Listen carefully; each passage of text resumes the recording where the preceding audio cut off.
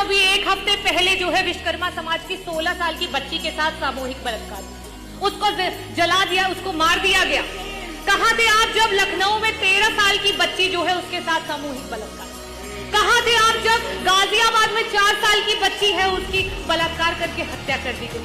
कहां थे आप जब मेरठ में एक दलित मां को मार दिया और उसकी बेटी को उठा करके ले गए? कहां थे आप जब कानपुर में एक 15 साल की बिटिया को उसका यौन शोषण किया जा रहा है? कहां थे आप जब बुलंदशहर में आपकी ही पुलिस महिला की इज्जत लूट रही थी? कहां थे आप जब घटना हुई हाथरस में, मथुरा में, मेरठ में, सुल्तानपुर में, कासगंज में, कौशाम्बी में, बनारस में, लखीमपुर खीरी में, उन्नाव में और फतेहपुर में बेटियां बर्बाद हो गई? कहां थे आप? उत्तर प्रदेश के मुख्यमंत्री योगी आदित्यनाथ सोमवार को बिहार की धरती पर पहुंचे। इस दौरान औरंगाबाद में चुनावी जनसभा को संबोधित किया।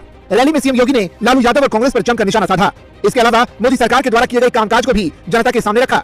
साथ ही बिहार की जनता से 40 सीटों पर जीत दिलाने की अपील की। हमने एक तरफ श्रद्धालुओं के लिए अयोध्या में भगवान राम का भव्य मंदिर बनवाया और बहनों और भाइयों दूसरी तरफ बड़े बड़े माफिया और अपराधियों को राम नाम सत्य की यात्रा में भेजने का काम किया। स्वामी विवेकानंद ने कहा था, तुम मुझे खून दो, मैं तुम्हें आजादी दूंगा। हमारे यहां हर जनपद के अंदर कुछ ना कुछ विशिष्ट रहा है। कौन नहीं जानता है? बचपन से हम लोग जानते रहे हैं कि मेरठ की रेवड़ी और गजक के बारे में, हाथरस की हींग के बारे में, हापुड़ के पापड़ के बारे में, इलाहाबाद के अमरूद के बारे में, बलिया के हलवा के बारे में, यानी ये सभी जौनपुर की नीति। यूपी में सड़कों पे नमाज नहीं पढ़ी जाती है। यूपी में मस्जिदों से अजान की आवाज नहीं आती है।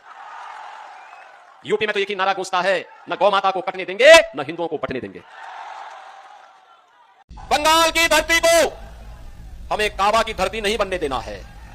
बंगाल की धरती तो काली की धरती रहेगी, मां काली की धरती, मां दुर्गा की धरती रहेगी, वंदे मातरम की धरती रहेगी और हर हर महादेव का गूंज इस धरा से लगातार चलना चाहिए। और यही आह्वान करने के लिए आज मैं आपके पास आया हूं। आप चिंता मत करिए, भय मुक्त वातावरण में कमल निशान पर वोट दिलवाइए बीजेपी को।